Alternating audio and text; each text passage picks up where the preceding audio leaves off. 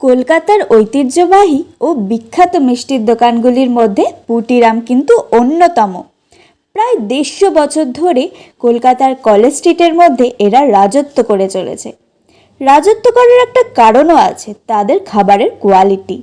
Hello বন্ধুরা, আজকে আমরা যাচ্ছি পুটিরাম মিষ্টির দোকানে, আর ওখানে গিয়ে ওখানকার কচুরিটা ট্রাই করব। আমরা দুজনেই যাচ্ছি, আর আমাদের সাথে আজকে কাকুও আছে। ভেতরে ঢুকেই একটা নস্টালজিক ব্যাপার গ্রাহকদের মন কেড়ে নেয়। এখানে সেলফ সার্ভিস রয়েছে, মানে নিজেদের খাবার নিজেদেরই নিয়ে টেবিলে বসতে হবে। এখানে কিন্তু সকাল 9টা পর্যন্ত পাওয়া যায় কচুরি, আলুর দম আর ছোলার ডাল। আর সকাল 9টার পর থেকে কিন্তু রাধাবল্লভী পাওয়া যায়। রাধাবল্লভী এখানে খুবই টেস্টি। গরম গরম ছোলার ডাল আর সঙ্গে রাধাবল্লভী অল টাইমই পাওয়া যায়।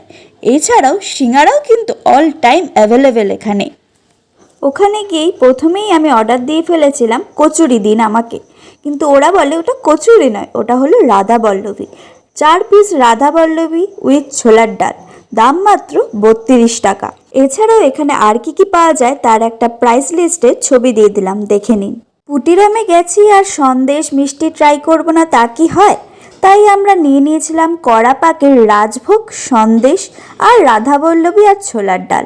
আমি রাজভোগটাকে দেখে প্রথমে ভেবেছিলাম এটা হয়তো নলেন গুড়ের রসগোল্লা, কিন্তু এটা ওদের বিখ্যাত কড়া পাকের রাজভোগ, দাম মাত্র 20 টাকা পার পিস।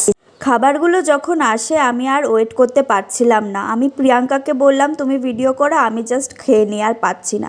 রাধাবল্লভীটাকে যখন ছিললাম দেখি প্রচণ্ড নরম, আর ভেতরে অনেকটা ডালের পুর। যেহেতু ডালের পুর সেই জন্য একটু মিষ্টি মিষ্টিও আছে, খুব ভাল লাগছিল খেতে। খাওয়ার সাথে সাথেই বুঝে গেলি যে কেমন খেতে।